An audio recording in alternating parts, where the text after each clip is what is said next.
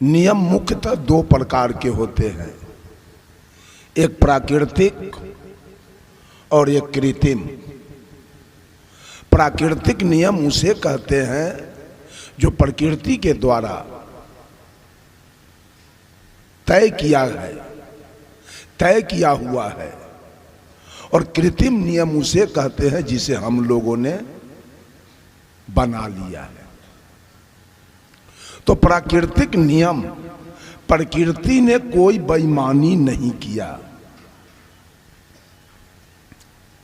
प्रकृति ने कोई हिंदू मुसलमान सिख ईसाई को पैदा नहीं किया। प्रकृति ने छठ चरचन्ना होली दिवाली और ईद बकरीद शुभरात नहीं बनाया।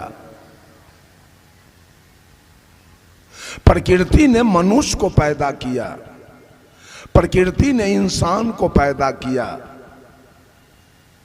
अभी सवेरा है, सूर्योदय हो गया, हिंदू के लिए भी हो गया, मुसलमानों के लिए भी हो गया, सिखों के लिए भी हो गया, ईसाइयों के लिए भी सवेरा हो गया। सूर्यास्त होगा, हिंदू मुसलमान सबके लिए हो जाएगा। रात्रि होगी, सबके लिए होगा। दिन होगा, सबके लिए होगा। पूर्वैया हवा चल रही है तो केवल हिंदू के लिए नहीं, मुसलमानों के लिए, सिखों के लिए और ईसाइयों के लिए भी। और यदि पछिया हवा चल रही है तो सबके लिए। बारिश हो रही है तो सबके लिए, तूफान आया तो सबके लिए, भूकंप आया तो सबके लिए, अतिवृष्टि हुई तो सबके लिए, अनावृष्टि हुआ तो सबके लिए। आम कटहल के बगीचे फरे तो कोई जरूरी नहीं है कि हिंदू के यहाँ के फल गए और मुसलमान के यहाँ के नहीं फले। वो जहां भी पेड़ होगा वो फरेगा, चूंकि प्रकृति ने कोई बेईमानी नहीं की। बेईमानी तो हम लोगों ने किया नियम बना के। जिस समय बच्चा जन्म लिया उस समय न उसके पास टीकी था, न उसके पास सुन्नत था, न उसके पास पंचकटार था, और न उसके पास बतिस्मा था। वो इंसान बन के कवि रामधारी सिंह दिनकर ने लिखा है रश्मि रथी में, मैं कहता हूं अगर विधाता नर को अपने मुट्ठी में भरकर कहीं फेंक दे ब्रह्मलोक से इस भूमंडल पर, फिर भी मनुज विभिन्न जातियों में यहां आएगा। नीचे हैं क्यारियां बनी तो भला बीज कहां जाएगा। और सदगुरु कबीर कहते हैं, आए आए के देश से उतरे के घाट, हवा लगे यही देश के हो गए 12 बाट। साहब कबीर ने तो ब्राह्मणों से कहा, जो तू ब्राह्मण ब्राह्मणी के जाया तो और राह दह काहे ना आया। जिस रास्ते से वैश्य आया, शूद्र आया, उसी रास्ते से तुम भी क्यों आया। तुम्हारे लिए तो स्पेशल रास्ता अलग होना चाहिए, चूंकि तू ब्राह्मण था। और मुसलमानों से कहा, जो तू तुरुक तुर्कीनी के जाया तो पेट ही काहे न सुन्नत कराया। पेटे में तुम्हारा, माँ के पेट में तुम्हारा सुन्नत क्यों नहीं अल्लाह कर दिया कि यहाँ के झंझट फंसाए हो। एक दिन मेरा कार्यक्रम चल रहा था नेपाल में, जिला का नाम है रौतहट, वो रक्सौल के सामने। गांव का नाम है सुंदरपुर। उस गांव में मुसलमान लोग अधिक हैं, बहुसंख्यक, हिंदू अल्पसंख्यक है। वहां 2-4 घर तेली, 2-4 घर रैदास और 2-4 घर ततमा, बस पूरा गांव मुसलमान है। पूरे पंडाल में मुसलमान लोग दाढ़ी वाले आके बैठ गए। मैंने पूछा, ऐ लोगों, इस पूरे ब्रह्मांड की रचना, धरती आसमान हवा पानी आग सूर्य चंद्रमा तारा मानव पशु पक्षी कीड़ा मकोड़ा पर्वत पहाड़ नदी समुद्र, ये सारे ब्रह्मांड की रचना किसने किया है? एक मौलवी उठा और कहा अल्लाह ने किया है। हम की वाह, तब तो ठीक है। अल्लाह ने जो पूरे ब्रह्मांड की रचना किया वो सही सही किया कि गड़बड़ हो गया? कहा कि नहीं, एकदम बिल्कुल सही सही सृष्टि अल्लाह ने कर दिया। हम कह दिए हमको तो लगता है अल्लाह से भारी भूल हो गई। कहा क्या हुआ? सब कुछ बनाया, थोड़ा सा लिंग का चमड़ा नहीं काटा, सुन्नत नहीं किया। अब वो अनहरा के औजार नहीं था कि दारू पी ले था, भूल गया, वो तो वही जाना। बिगड़ गया हमरा पर मुसलमान सब। ये सनका है बाबा जी, हम सनकल हैं। सब कुछ भोला बाबा कर दिया, राम जी कर दिए, आ कहे कि जा करके वहीं टीकी रोप लेना। ये हमरा छुट्टी ना है, टीकी तू अपने से रोप लेना। अब मुसलमान को कहा कि हमरा छुट्टी ना है तो सुन्नत करा लेना वहीं। आ सिख से कहा कि तू जाके वहीं पंच कटार करा लेना। आ ईसाई से कहा जे तू बतिस्मा करा लेना। ये चारों नियम कौन बनाया? प्रकृति। जिस प्रकृति को हम परोक्ष रूप से परमात्मा कहते हैं, वो परमात्मा और प्रकृति सारा नियम बनाया क्या? प्रकृति ने कोई नियम में गड़बड़ी नहीं किया, कोई बेईमानी नहीं किया। अगर हिंदू के घर के, मुसलमान के घर के, सिख के घर के, ईसाई के घर के चारों लड़का को एक कोठली में बंद किया जाए और किसी अनजान आदमी से कहा जाए कि इसमें से मुसलमान वाला लड़का निकाल के ले आओ, 1 साल का वो चारों बच्चा है, ले आएगा कोई आदमी? नहीं लाएगा। क्यों? वो चारों लड़का भी इंसान है, न वो हिंदू है, न वो मुसलमान है, न वो सिख है और न वो ईसाई है। इंसान है इंसान। प्रकृति इंसान को पैदा करती है। लोग यहां आके हिंदू मुसलमान, यहां आके शैतान बन गए, नियम लगा दिया। मुसलमान भाई अपना नियम पूरे, अगर हिंदू को भूख लगे तो भोजन चाहिए, अब मुसलमान को क्या चाहिए? डंडा। उसको भी भोजन चाहिए, सिख को भी भोजन चाहिए, ईसाई को भी भोजन चाहिए। प्यास लगे तो हमको भी पानी चाहिए, मुसलमान को भी पानी चाहिए, सिख को भी पानी चाहिए और ईसाई को भी पानी चाहिए। बीमार पड़े तो सबको दवा चाहिए, जार लगे तो सबको गद्दा रजाई चाहिए, गर्मी लगे तो सबको एयर कंडीशन चाहिए, एयर कूल चाहिए। सारा नियम। हिंदू भी खेती करते हैं, मुसलमान भी करते हैं। हिंदू भी बिजनेस व्यापार, मुसलमान भी बिजनेस व्यापार। सिख भी, ईसाई भी। हिंदू भी नौकरी करता है, मुसलमान भी। हिंदू भी जन्म लिया जैसे वैसे मुसलमान जन्म लिया। हिंदू मरेंगे जैसे मुसलमान मर गया। सारे क्रिया प्राकृतिक एक समान है, लेकिन मरने के बाद हिंदू अपना नियम लगाएगा, तुरंत लाश को दफना जलाने का जुगाड़ करेगा, और मुसलमान अपना नियम लगाएगा, तुरंत लाश को दफनाने का जुगाड़ करेगा। इतिराती करेगा, सतबिहान करेगा, नखबाल करेगा, पंडित को बुला के लाएगा, नौवा को बुला के लाएगा, क्या क्या खटिया दान करेगा, सेजिया दान करेगा, तोशक तकिया रजाई दान करेगा, साया साड़ी ब्लाउज धोती कुर्ता गंजी गमछा चाउर चिवड़ा पूरी केरा थरिया लोटा गिलास कटोरा सब दान करेगा। मुसलमान ने इस नियम को नहीं माना, कहा मैं नहीं करूंगा इसको। अब मुसलमान का जो नियम है उसको सिख नहीं माना, और सिख का जो नियम है उसको ईसाई नहीं माना, तो मर गए क्या? आपको भोला बाबा धन दे दिए, राम जी धन दे दिए, अब मुसलमान को कौन धन दिया है? सिख को इतना धन कौन दिया? ईसाई को इतना धन कौन दिया? वो तो न राम को मानता है, न भोला बाबा को मानता है, न गुरु नानक को मानता है। एक आदमी पूछा हिंदू से, ओ साहेब, ओ बाबा, अरे आपके देवता क्या खाते हैं? कहा अरवा चावल, बतासा या तुलसी के पत्ता। कहा हिंदू के देवता के लिवरे खराब, पेटे खराब एकर है, ये बतासा खाता है तुलसी के पत्ता। जो बतासा पानी देखते गल जाए वो हिंदू के देवता खाता है बतासा। मुसलमान से पूछा आपके अल्लाह क्या खाते हैं? कहा हमरा तो मुर्गी, बकरी, गाय, भैंसी, ऊंट, दुम्मा सब खा लेता है।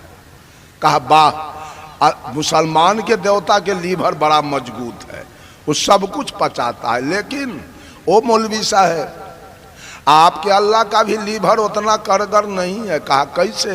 शुगर में चर्बी होता है ज्यादा, वो अल्लाह के लीवर पर पासे नहीं करता। आपके देवता का भी अल्लाह उतना लीवर बढ़िया नहीं है। ईसाई से पूछा आपका?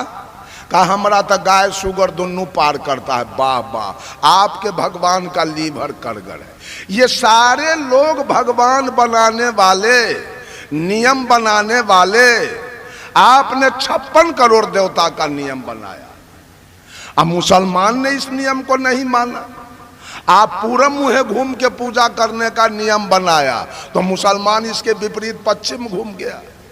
क्या बिगड़ गया उसका? आपका भगवान कुछ बिगाड़ लिया?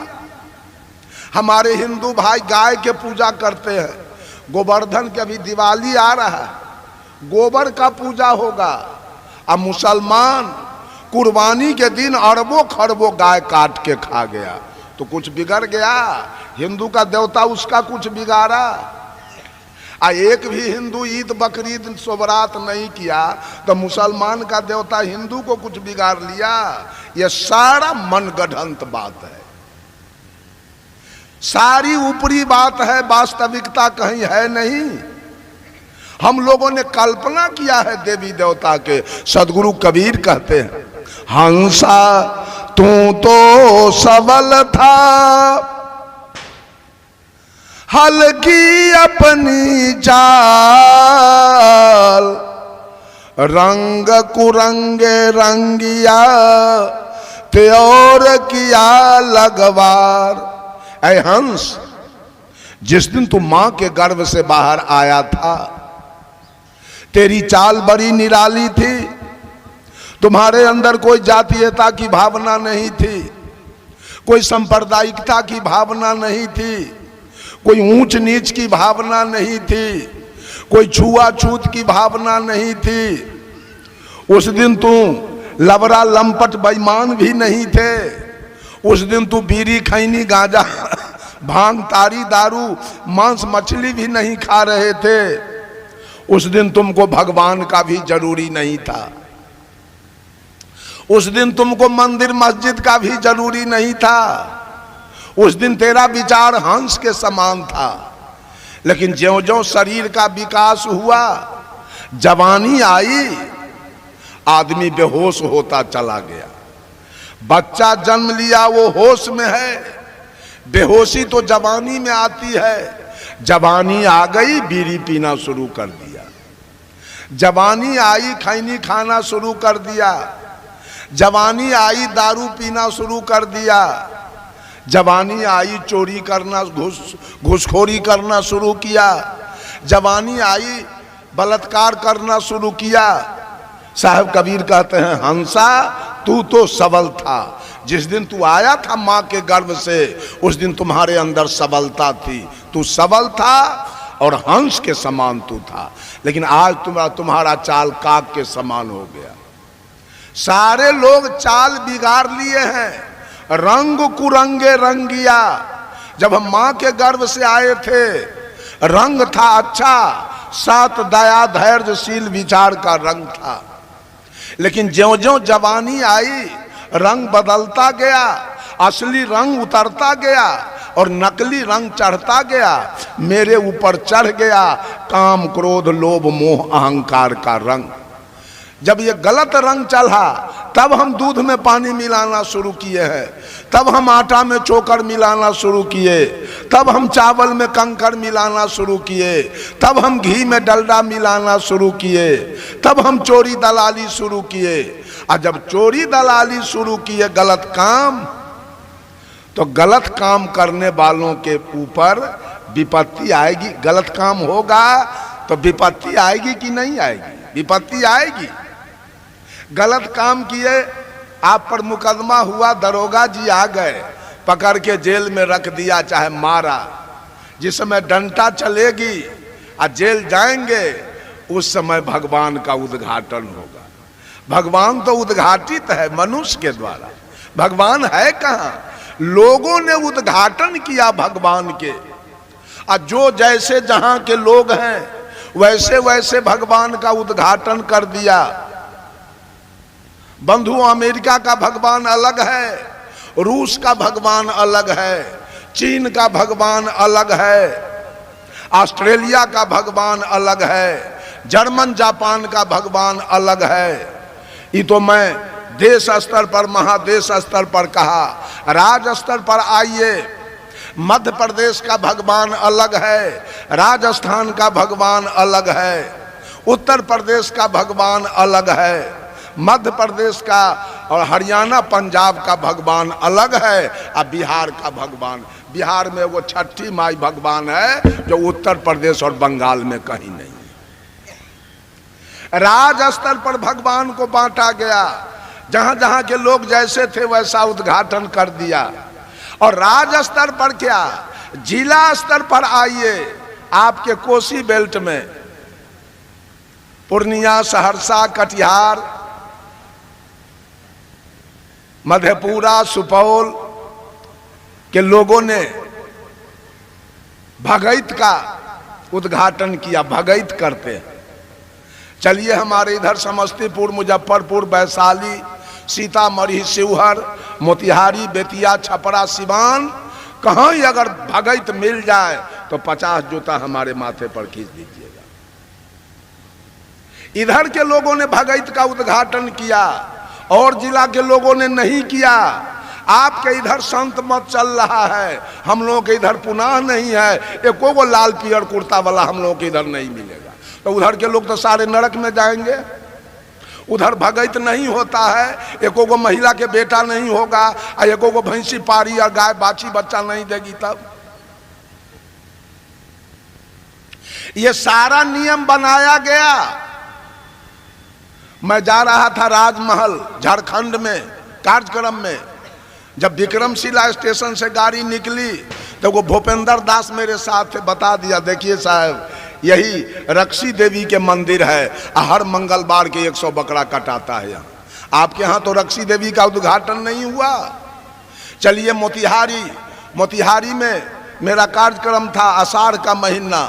स्टेशन से मैं उतरा, टमटम भाड़ा करके जा रहा था, बूंदाबांदी बारिश हो रही थी, टमटम पर बैठ के जा रहा था। एक पीपल के पेड़ के नीचे एक छोटा सा मंदिर था, टमटम वाला रोडे पर से उसको प्रणाम किया। हम कहे ये कौन भगवान है जिसको प्रणाम किए हो? कहा यह गुलडाक बाबा है। आप लोगों के इधर गुलडाक बाबा है तो सारे लोग नरक जाएंगे, गुलडाक बाबा यहाँ नहीं है। चलिए मोतिहारी में विशाल बौद्धि देवी के मंदिर है, विशाल सपही देवी के मंदिर है आपके यहाँ? नहीं, आपके यहाँ के लोगों ने उसका उद्घाटन नहीं किया। नेपाल चलिए, नेपाल में एक देवी का उद्घाटन किया, गढ़ी माई। नेपाल में एक गढ़ी माई है, उस मंदिर के निकट में गया। 5 साल पर उसकी पूजा होती है गढ़ी माई के, और लगभग 2 लाख पाड़ा कटाता है उस जगह, खून की नदी बहती है। वहां के कबीरपंथी लोगों ने कहा हमसे कि साहेब जब गढ़ी माई के पूजा निकट आती है तो हम लोग गांव छोड़ के निकल जाते हैं, 10 दिन के बाद गांव में आते हैं। हम कहा क्यों? तो ये मदेशिया सब जो पाड़ा चढ़ाता है, आ पहरिया नेपालिया छोटका आंख वाला भैंसा गौरी जोत के तलवार लेके आता है, और वही भैंसा काटता है, आ 55 गो भैंसा काट के एक गाड़ी पर लोड करके जब वो चलता है तो खून जब गिरते गिरते गांव के 1 किलोमीटर 2 किलोमीटर तक का सारा रोड खून से लाल हो जाता है। हम लोग कैसे चलेंगे रोड पर, कैसे गाय भैंसी चराएंगे, कैसे खेत खलिहान में जाएंगे, कैसे सत्संग भंडारा में जाएंगे। गाँवें छोड़ के निकल जाते हैं। जब 10 दिन के बाद धूप लगने के बाद जब वो खून उड़ जाता है तब हम लोग गांव में प्रवेश करते हैं। चलिए, हमारे समस्तीपुर जिला में एक शिवरा चकसाहो गांव है सारंजन प्रखंड में, उसमें पूरे बिहार के गोरी लोग अमर सिंह केवल का मंदिर बनाया है। चैत्र रामनवमी के उसका पूजा होता है। माननीय मुख्यमंत्री नीतीश कुमार जी उसके उद्घाटन में आते हैं और लगभग 2 लाख बकरा कटाता है। वो ये कौन उद्घाटन किया, कौन नियम बनाया? और नियम बना बना करके आई दुनिया को बर्बाद करने पर लगे हैं।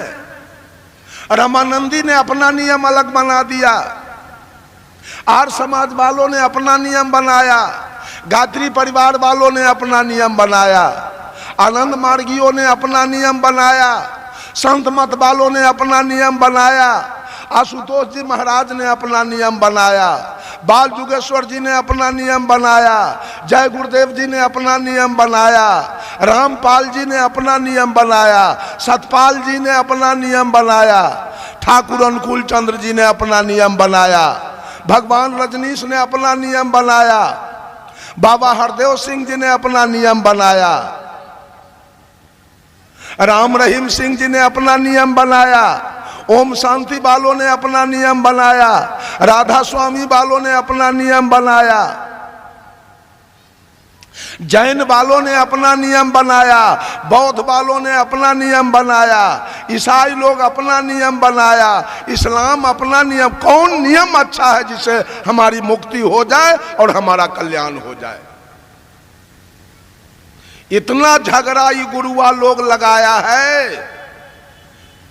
बंधुओं, साहेब कबीर ने कोई झगड़ा नहीं लगाया। कबीर का अपना कोई नियम नहीं, अपना सदगुरु कबीर ने कोई नियम नहीं दिया, कोई पंथ नहीं बनाया। एक रास्ता निकाला है कबीर ने कि इस रास्ते पर चलो और सभी आदमी अपना कल्याण करो। कबीर का अपना कोई पर्सनल नियम नहीं है, कहीं जाना आना नहीं है, कुछ करना नहीं है। कबीर का नियम है माता पिता की सेवा करना, गुरु की पूजा करना, आए हुए अतिथि का सत्कार करना, शुद्ध शाकाहारी। तो हमरा तो प्रकृति प्रदत्त ये हमारा अधिकार है, प्रकृति शाकाहारी हम जन्मे लिए, तो नियम कहाँ है? मांसाहार तो थोपा गया, हम तो शुद्ध शाकाहारी हैं। मां के गर्भ से हम शाकाहारी पैदा लिए हैं, तो कोई नियम नहीं है।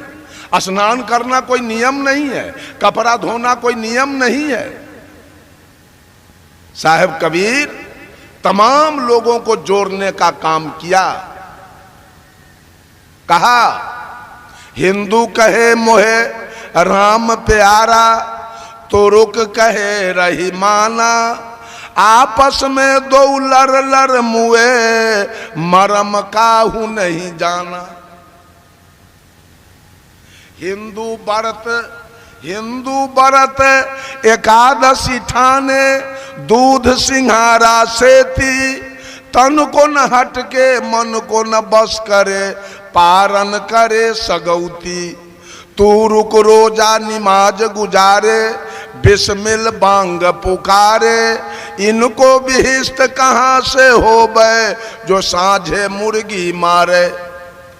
बंधुओं, राम के पूजने वाले को रहमान से बड़ी नफरत है, और करीम के पूजने वाले को कृष्ण से बहुत नफरत है।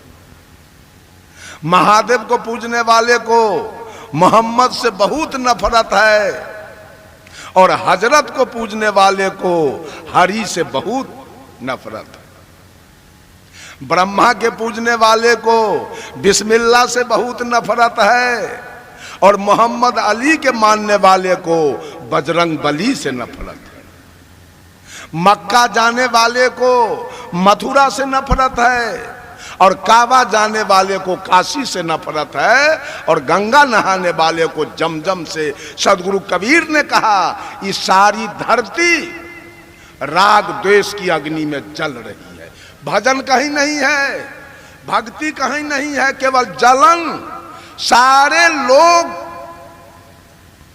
ईर्ष्या की अग्नि में जल रहे हैं।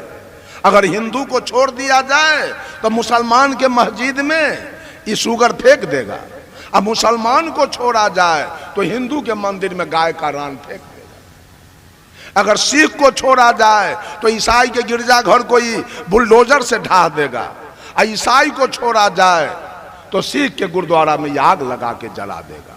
किधर है भगवान? बोलो बोलो, भगवान किधर है? चारों में कोई पटरी नहीं है और चारों चार रंग के पूजा कर रहा है, भगवान को मान रहा है। बात सत्य क्या है? रामायण महाभारत गीता सुख सागर वेद पुराण पढ़िए तो हिंदुत्व की बात है, हिंदू की बात हो रही है। कुरान जब्बुर इंजिल तोरेत पढ़िए तो इस्लाम की बात हो रही है। गुरु ग्रंथ पढ़िए तो सिखों की बात हो रही है, गुरु नानक की बात हो रही है। अब बाइबल पढ़िए तो ईसा मसीह की बात हो रही है, ईसाई की बात हो रही है। सारे पक्षपात में चल रहे हैं। साहब कबीर कहे पक्षा पक्षी के कारण सब जग रहा भुलान, निष्पक्ष हो के जो भजे सो ही संत सुजान। सारे लोग पक्ष में जी रहे हैं। किसका पंथ बढ़िया है, किस पंथ में जाने से मुक्ति होगी, किस पंथ में जाने से कल्याण होगा। एगो चंदन कैले है, कोई 2 गो चंदन, कोई 3 गो चंदन, कोई 4 गो चंदन, और कोई भर मांग लेपले है जो भैंसी देखे तो भड़क जाए।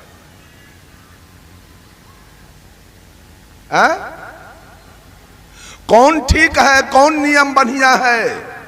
ये सारा नियम बनाया गया कबीर का जो बीजक है। कबीर का बीजक वो न हिंदुत्व की बात करता है, न इस्लाम की बात करता है, न सिख की बात करता है, न ईसाई की बात करता है, वो इंसानियत की बात करता है। कबीर का बीजक।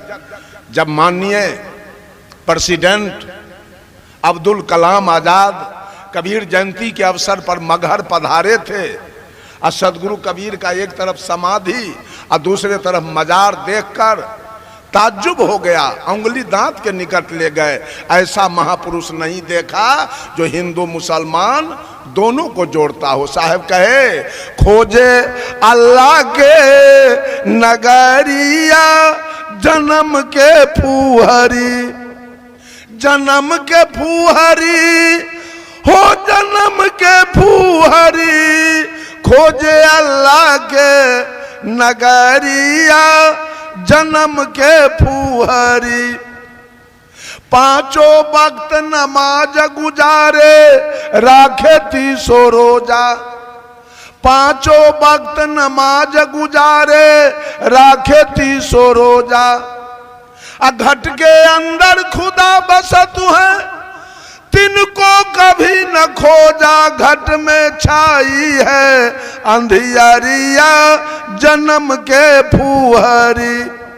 खोजे अल्लाह के नगरिया जन्म के फूहरी। कलमा पढ़े रहीम पुकारे दिल में रहम न लाई, कलमा पढ़े रहीम पुकारे दिल में रहम न लाई। घट के अंदर नूर बसत है तिनकर खबर न पाई, पर गए माया के लहरिया जन्म के फूहरी।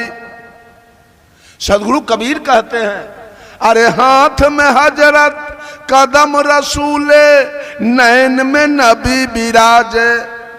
हाथ में हजरत कदम रसूले, नैन में नबी बिराजे। मन मक्का काया है काबा, सिर पर अनहद बाजे खोल कर देखना केवारिया जन्म के फुहरी, खोजे अल्लाह के नगरिया जन्म के फुहरी। मुसलमानों से कहा और हिंदू से कहा, राम के कहे जगत गति पावे, खार कहे मुख मीठा, अपावक कहे सो पाव जो डाहे, जल कहे तृषा बुझाई, भोजन कहे सो भूख जो भागे, तो दुनिया तरी जाई। बंधुओं, पक्षपात में पढ़कर, राग द्वेष में पढ़कर हम लोग जी रहे हैं। कहीं सही भजन भक्ति नहीं हो रही है। भजन भक्ति होने का मतलब है, सदगुरु निष्पक्ष भाव से कह दिए, रे बंदे कर ले आप निवेरा, कि छोड़ दो। राम का निवेरा हो गया है, कृष्ण का निवेरा हो गया, ब्रह्मा विष्णु महेश का निवेरा हो गया, बुद्ध महावीर कबीर का निवेरा हो गया, सीता सावित्री गायत्री अनसुईया मीरा का निवेरा हो गया। आज बारी आपकी आई है, आप तो अपना निवेरा कर लीजिए, झगड़ा खत्म। सारे लोग अपना अपना निवेरा करने में आ जाइए, ये आध्यात्मिक लड़ाई खत्म हो जाएगी। कहीं नहीं बचेगा आध्यात्मिक लड़ाई। आज हम लड़ाई लड़ने के फेर में कल्याण नहीं कर रहे हैं, लड़ाई लड़ रहे हैं। अपने मांस खाते हैं, 8 जाम करते हैं, अपने मछली खाते हैं, श्रीमद् भागवत कथा कहाते हैं, अपने दारू पीते हैं, हनुमान जी के पूजा करते हैं, अपने घूस लेते हैं, बैजनाथ धाम जाते हैं, चोरी करते हैं, वैष्णो देवी जाते हैं। अपना कल्याण करने का मतलब है सारे विकार से दूर हो जाइए, अपना कल्याण कीजिए। एक उदाहरण देके वाणी पर विराम लूंगा, चूंकि पूज्य संत श्री अभय साहब मंचासीन हो गए हैं। एक डकैत का गिरोह चला डकैती करने। डकैतों की संख्या थी 10। जब भादों का महीना, नदी भरी हुई थी और नदी में करंट भी बहुत था। 200 डकैत गए घाट पर पार करने के लिए। डकैतों का जो हेड था वो कहा, सुनो जी, नौका पर पार करोगे और डकैती में कोई गड़बड़ी हो गया, पुलिस आ गई, तब तो हम लोग पकड़ा जाएंगे और यही केवट गवाही दे देगा 11 बजे रात में यही लोग पार किया है, तो फंस जाएंगे। ऐसा करो, हम लोग नौका पर पार नहीं करें, चलो कुघाट पर और वहां हेल के हम लोग पार कर जाएंगे। चले गए 200 डकैत कुघाट पर, हेल के उस पार गए। डकैतों का जो हेड था मैनेजर, कहा कि सब आदमी लाइन में खड़ा हो जाओ, हम गिन लेते हैं सब पार किया कि नहीं किया। पार गिन रहा है लाइन में खड़ा करके, 1 2 3 4 5 6 7 8 9। अब मैनेजर अपने को छोड़ दिया, नहीं गिना, तो कितना हुआ? 9। घर से चले थे 10। मैनेजर कहा इसका मतलब एक आदमी डूब गया। दूसरा डकैत कहा आपको गिनने नहीं आता है, हम गिन देते हैं, चलिए आइए लाइन में लगिए। लाइन में लगा के दूसरा डकैत वो भी 9 को गिना, अपने को छोड़ दिया तो उससे भी 9 को हुआ। सारा डकैत एक दूसरे को गिनते गया, अपने को छोड़ते गया तो 9 हुआ। अब कहा एक साथी तो डूब गया। अब उसकी पत्नी, उसके मम्मी पापा पूछेंगे हमारा पति कहाँ गया, मेरा बेटा कहाँ गया। अगर हम नहीं लाश दी देते हैं तो अपहरण का मुकदमा होगा, सारे लोग फंस जाएंगे। ऐसा करो, आज डकैती नहीं होगी, नदी में डुबकी लगाओ और किसी तरह से लाश को भी खोज के निकालो कि उसको लाश हाजिर कर देंगे। लगा 200 डकैत डुब्बी मारने। डुब्बी मारते मारते जब भोर हो गया, 4 बज गया भोर, एक संत जी डोल डाल करने के लिए नदी पर आए तो देखते हैं अनजान आदमी सब डुब्बी मार रहा है नदी में। कहा गए आप लोग कहाँ के रहने वाले हो, ये भोरे भोर नदी में कहाँ से आ गए। कहा बाबा साधु से झूठ बोलना तो ठीक नहीं है, हम लोग डकैत हैं। अरे तो यहाँ क्या करते हो? कहा कि बाबा रात में नदी पार करने के समय एक साथी हमारा डूब गया, वो नहीं मिल रहा है, उसी को खोजते खोजते भोर हो गया। महात्मा जी पूछे थे घर से कितना चला था? तो 10। अभी कितना हो रहा है? तो 9। चलो लाइन में खड़ा हो जाओ। लाइन में खड़ा किया, महात्मा जी गिनती शुरू किया, 1 2 3 4 5 6 7 8 9 10। रेया भागा, 10 के 10 तो है ये। कहाँ तुम्हारा कोई आदमी डूबा है? जब 200 की गिनती हो गई, लदा गए डकैत। आपने घर का रास्ता डोरे, घर का रास्ता सब डकैत पकड़ लिया, चले गए अपना अपना घर। डकैत अपने घर कब गए? डकैत अपने घर कब गए? जब अपनी गिनती हो गई तो अपने घर चले गए, और जब तक अपनी गिनती नहीं हुई तब तक नदी में डुब्बी मारते रहे। वो डुब्बी मारने में सुख मिला कि दुख मिला? ठीक उसी प्रकार से आज मानव अपनी गिनती छोड़ दिया है, अपने बीड़ी पी रहा है, अपने सिगरेट पी रहा है, अपने गांजा पी रहा है, अपने भांग खा रहा है, अपने दारू पी रहा है, अपने तारी पी रहा है, अपने मांस खा रहा है, अपने दलाली खा रहा है, घूसखोरी कर रहा है, बेईमानी कर रहा है, हत्या और बलात्कार कर रहा है, और मिलावटबाजी कर रहा है, और हनुमान जी के पूजा कर रहा है। हनुमान जी के गिनने से आप अपने घर नहीं जाएंगे। अपना घर अगर चलना है, अपने घर में सुख होता है, पराये घर में दुख होता है। जेल भी एक घर है जहां दुख होता है, और अपना घर जहां है, जो मन में आवे खाइए, जहां मन में हो वहां जाइए, जहां मन में आवे वहां सो जाइए। फ्री है, स्वतंत्र है। लेकिन वो जेल है, वहां परतंत्र हो जाएंगे। तो अपना घर अगर सुख में चलना है तो अपनी गिनती होगी, अपने घर चले जाएंगे। और जब तक 56 करोड़ देवता के गिनती करते रहेंगे, अब पूजा करते रहेंगे, तब तक यही भवसागर माय के गर्भ और श्मशान में डुब्बी मारते मारते और भोर हो जाएगा।